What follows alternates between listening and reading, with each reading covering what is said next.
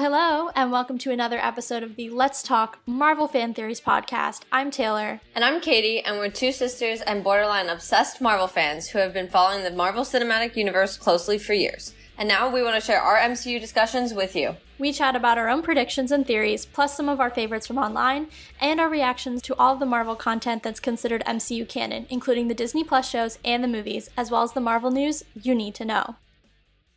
All right, everyone, so you all know we are done covering all things She-Hulk. That wrapped up, and now we are moving our focus into the Black Panther and that whole franchise, and of course, Wakanda Forever, premiering on November 11th. I know we're both seeing it on November 10th. We're super, super excited. I cry every time I see the trailers, so of course, we're going to cover every angle of Wakanda Forever. This, though, is not our usual predictions episode. We're going to do a special episode talking a little bit about just the franchise as a whole, because it goes without saying, we all know about the tragic passing of Chadwick Boseman and how that completely changed the trajectory of this entire franchise and where it's going from here. So we definitely just wanted to have a really quick, in-depth conversation about what that looks like.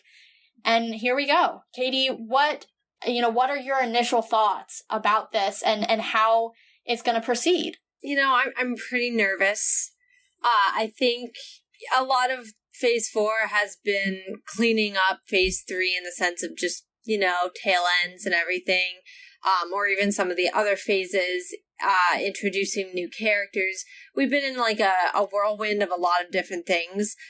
I think this is the first time we're really facing the truth of what happened with Chadwick. I mean, to be fair, let's think about this. If anybody needs timeline reminder, we did have Endgame come out in 2019, and then 2020, we went into COVID, and then by August, Chadwick had passed, and we weren't getting any content, and that entire realm, all of Wakanda has not been touched, to us, at least, since 2019.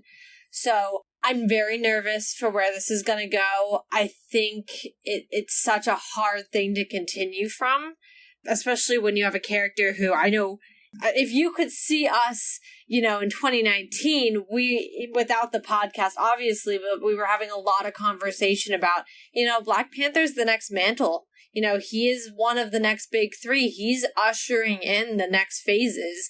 Obviously, little did we know in so many fronts, but that narrative has obviously had to change, so I'm not sure what I'm getting into when I walk into the theaters on November 10th, if I'm being completely honest. Yeah, no, I'm really glad you brought up kind of the idea of how it's changed the Black Panther and their spot. I say there because we don't know, who it is anymore, but their spot kind of within the larger MCU. I think, to your point, you and I had many conversations coming out of Endgame, and we've alluded to this in some of our past content about how we really thought, T'Challa was it.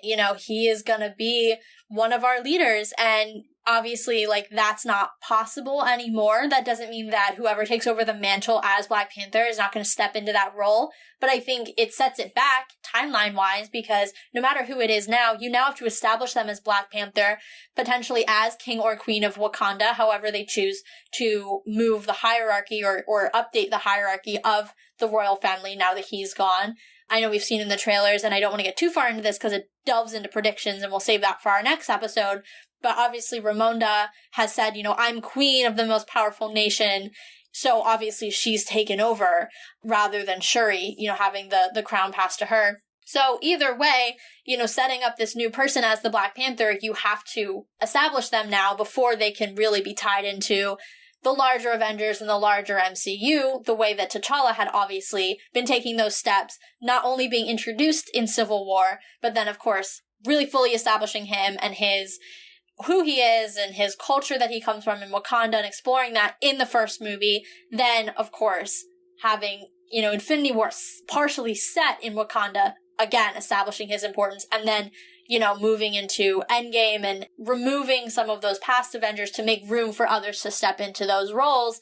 it was so clear that that was being paved, that path was being paved for T'Challa, and now we have to take a few steps back and have that path paved for someone else, whoever is in the mantle moving forward, and whether it's just one person. And that's all I'm going to say about my predictions about who it is. But yeah, I mean, to your point, it definitely has changed the trajectory of not only this franchise, but how it relates to the larger MCU moving forward. Yeah, and I think we were so sure Black Panther was going to be kind of that big thread that led us really, and maybe it was, and I maybe we were just as right as we thought we were, and I think that is maybe what some people feel like is missing from, phase 4, is that one thing that holds us true to where we were in the previous phases.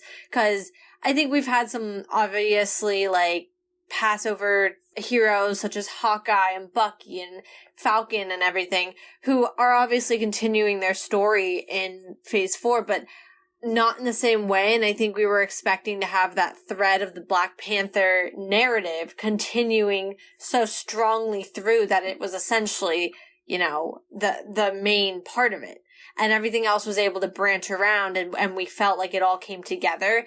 That could just be my point of view, of course, as well. Maybe that was never going to be it, but it is definitely a conversation that I think has been coming up a lot. I mean, since his passing, quite frankly, is, where is this franchise going? What's the plan for it now? And, now we're 2 trailers in, we are getting tickets for the film, and it's here, and it's gonna, I think, be one of those big make or break moments for Marvel. Yeah, I agree. I think we can't go any further into the episode without, of course, addressing the root question of all of it, which is, of course, what do they do about not just the mantle of Black Panther, but specifically T'Challa? And I know you and I have shared our opinions on it in the past. I think personally mine has evolved over time as I've seen others' point of view.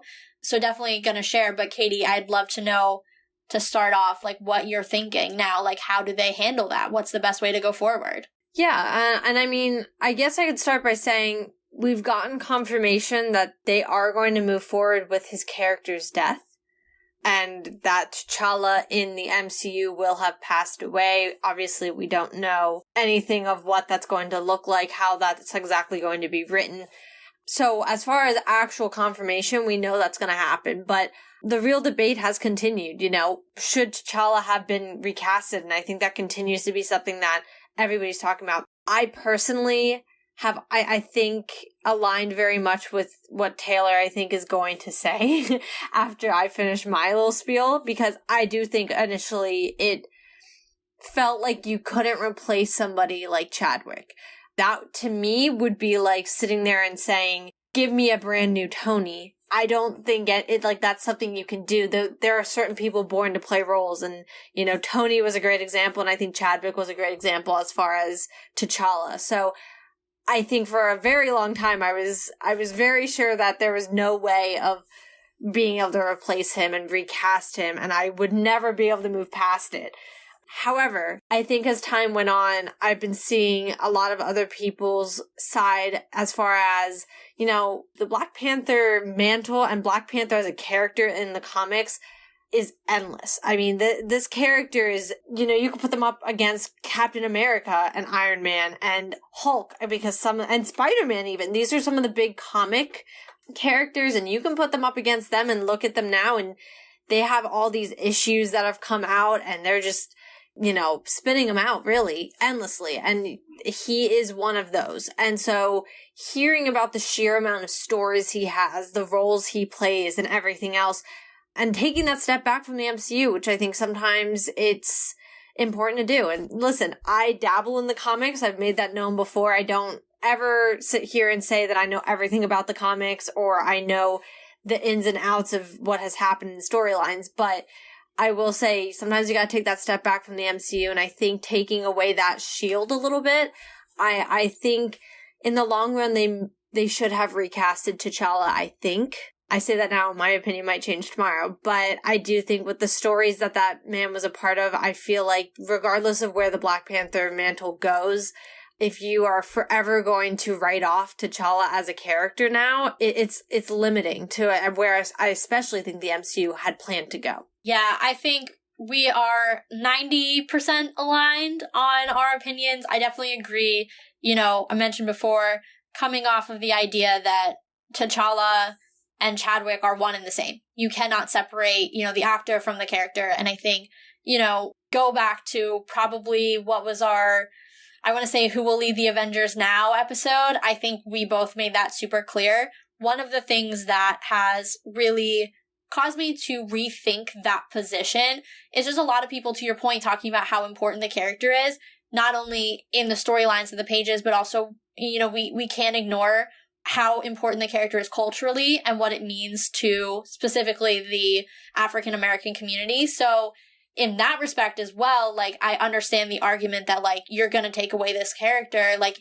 Of course, we're all heartbroken that Chad died, but, that character is larger than him. And I think, even the things that people have said about him, that he would agree. I read somewhere that he had conversations with Shuri about Letitia, about her taking over the mantle someday. So he was already thinking about that, and whether that's because he knew he was sick or just because he truly felt, that the character was bigger than him, or perhaps a mix of both, because, everything I think that we've heard about him, he was a truly humble and just genuine person. But either way, the character is bigger than just Chadwick Boseman. I do, though, agree, Kevin has come out and addressed it recently, and he said, it was just too soon. We weren't ready to do it. Everyone's still grieving, and the cast has talked a lot about how this, they're honoring him with this film, and they were able to grieve through this film and through the making of this film and all of that. And so I agree with that as well. And I think my preference moving forward would be to bring in a T'Challa recast, but from a different universe. I think that this is one episode, one era in which we have the opportunity to really use the multiverse in a way that's really effective and to help kind of honor a character and honor a legacy, but also honor the man who brought him to life first. And so not to take away what Chadwick has done, leave that intact, but also then leave room for those stories, to your point, that Chadwick is Chadwick. Now I am getting them confused. That T'Challa is, so central to, so that we're able to tell those stories and also have the Black Panther represented on screen, because again, he is so important to, the African American culture and Black culture in this country. We saw what happened with the first film and how it was such a cultural and beautiful moment for that community. And so again, we don't want to take that away. And I think that's a really good kind of middle of the road solution to kind of make the best of a bad situation. No, I fully agree. And I really think that is the only solution if they do want to not completely avoid a character. Because and I'll use the Iron Man example once again. Obviously, he had his beginning and end beautifully done in the MCU, but imagine if, something had happened to RDJ after the first movie. I think there would have been the same questions. And if Marvel had chosen to just completely do away with Iron Man, where would we be today? So I think that's another just thought process. And I think the way that you were saying, using the multiverse is the best option, I believe, to be able to bring that character back, do the stories, and you're not really replacing. I think that's the best way to put it, is you're not really replacing when you do that. Because let's be real. When we sat here and watched No Way Home, there wasn't a question in our mind that any of those Spider-Man were being replaced by a different Spider-Man. We sat there and we were like, okay, you guys all belong in your respective universes. We love each and every one of your respective universes, and we have the utmost respect for each of you. Even if we do pick our faves, we still have the respect for each and every one of you. So I think that using the multiverse to bring in a T'Challa to continue the storylines that he is so integral in, and still being able to have our T'Challa being honored in our universe, I think is so important and is such a pivotal way for Marvel to, for lack of better words, since I just used pivotal, but to pivot in this, strange time. Yeah, definitely. And, to come up with a metaphor that ties back to one of Chadwick's other movies, he very famously played Jackie Robinson. I think that was probably one of the first movies that I actually saw him in, or at least remember seeing him in. And, there's a difference between a team retiring a number and the whole league retiring a number, right? You know, nobody across the league has the number 42, but on certain teams, specific numbers are retired. Yeah. So, you know, we may retire T'Challa's number in 616, but another universe might have it. So I think that's kind of another metaphor I was thinking about, you know, just thinking about his larger filmography. Yeah, and I love that because I don't think there needs to be a reason for the entire league to have to retire that number. I don't see the reason for it, and I think to keep the respect for that player, if we continue this, to keep the respect for that player in our universe and keep him and lay him to rest properly, I think I fully agree with, but I think bringing him back elsewhere and allowing, you know, whatever is to come from things like Secret Wars to happen fully and have real repercussions and maybe have another T'Challa show up is the right way to go. Totally. Last question, and it's a bit of a curveball, and I honestly don't know who my answer is for this. But let's play this out. You know, let's say Kevin Feige, in a perfect world, he listens to our podcast because I would literally lose my mind. And he goes, if this isn't already in his plan, wow, these girls are really onto something. The idea of the multiverse and having the character live on in that way. Who is the next T'Challa from another universe for you?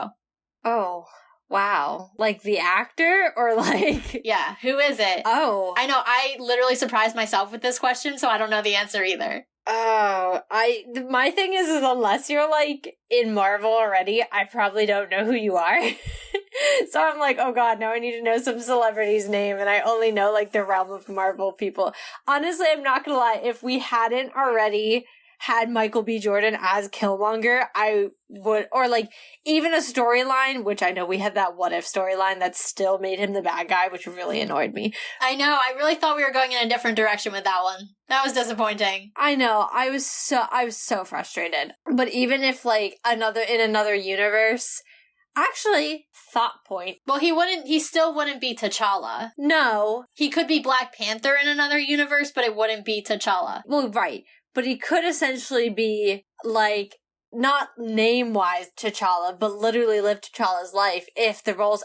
All the what-if situation here was the brothers being reversed, right? Yeah. So, like, I don't know, that could have been a possibility. That still could. I know that's always been a thrown-around thing, and everybody's like, well, he's already dead. But I'm like...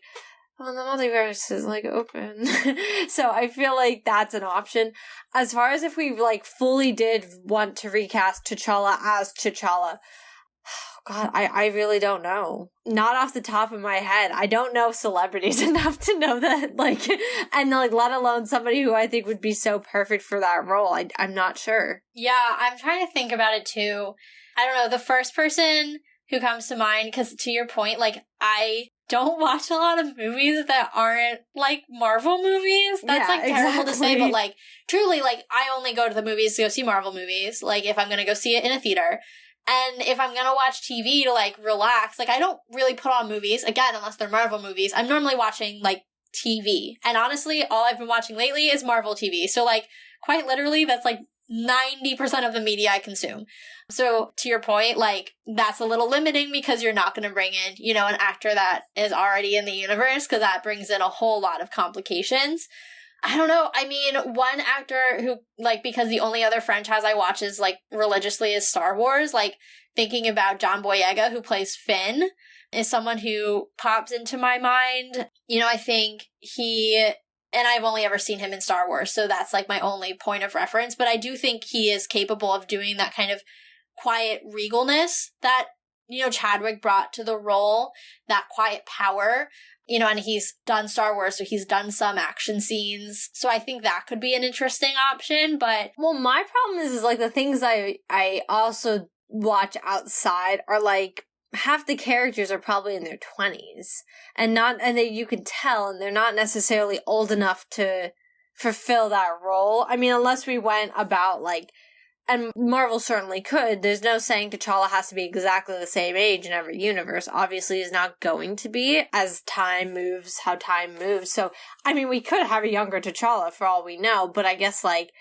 I can't physically picture that right now, so I'm not really sure, like, who I would put even as a young T'Challa. Obviously, a different universe is going to be a different version of him, but to have, like, that feels drastically a different version of him, having like a completely different age range. I mean, if you do that, I mean, he almost could be on the roster for the Young Avengers. So like, I guess I also can't really place anyone in that spot either. Yeah. I also think truly, like, if I'm going to be blatantly honest with you all, despite the fact that I believe in my heart of hearts that we do need to eventually recast T'Challa, I can't picture anyone in the role besides Chad. So that's my other mental block, you know, just the fact that I try to picture someone else in the role and I'm like, but they're not Chad, you know? And I do, like I said, I believe that the role should be recast in this way, but it's so hard for me to picture it. And I know when it does happen, it's going to take a lot of getting used to see someone else in that role. And I will fully embrace them, of course,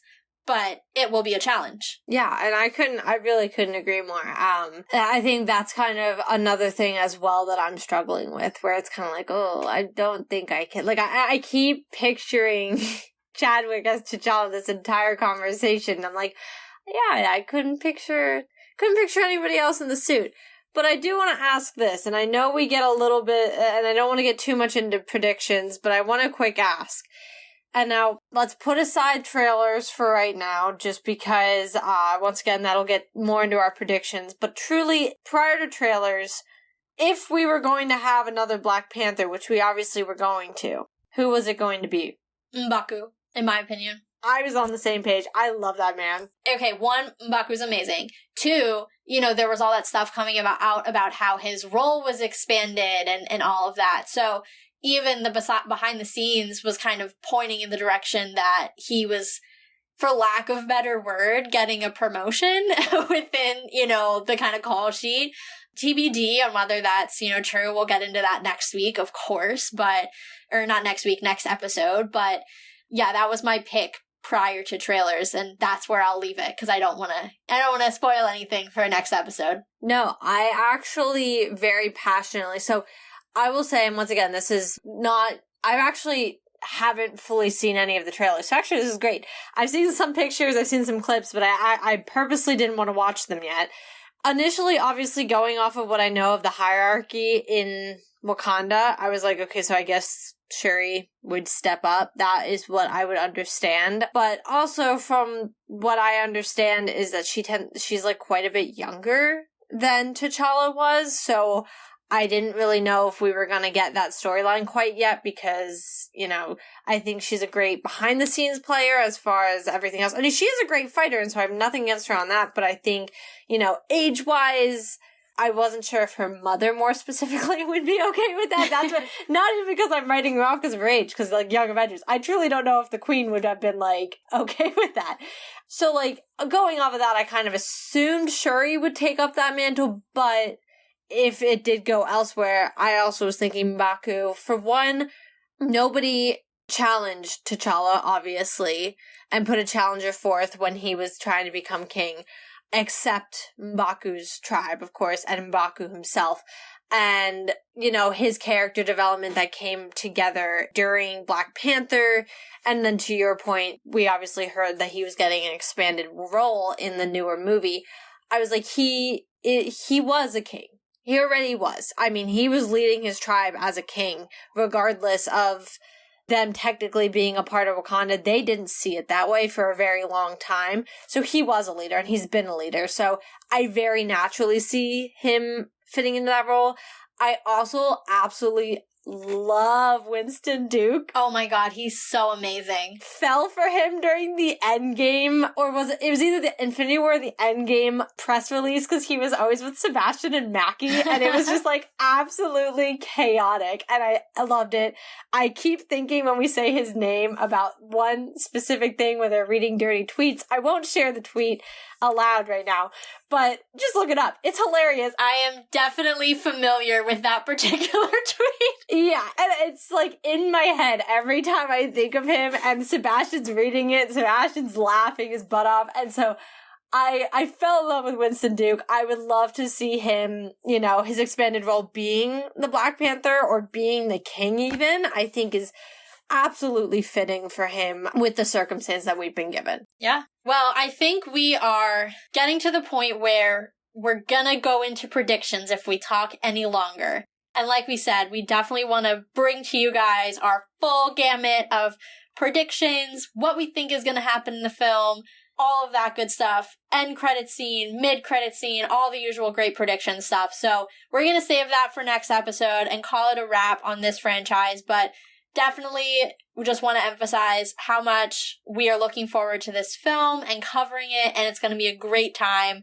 So thank you for listening. If you are not already subscribed to the show, you can go ahead and do that on your podcast platform of choice. For those of you who have already left a rating or a review, we are so grateful. And if you haven't and you would like to just share your love for the show, please go ahead and do it. We'd be really appreciative. You can also check out our blog, which is linked below. Lots of great content on there, some extra research. Who knows, maybe that thirst tweet might show up on a blog post as an example. You never know. It probably will, not gonna lie. And you can also check out our Redbubble shop, which has show merch designed by yours truly, and you can buy on there, also linked in the show notes. And make sure you guys are also following us on Twitter at Let's Talk MFT. All our blog and podcast episodes will go up on there, so you can find them there.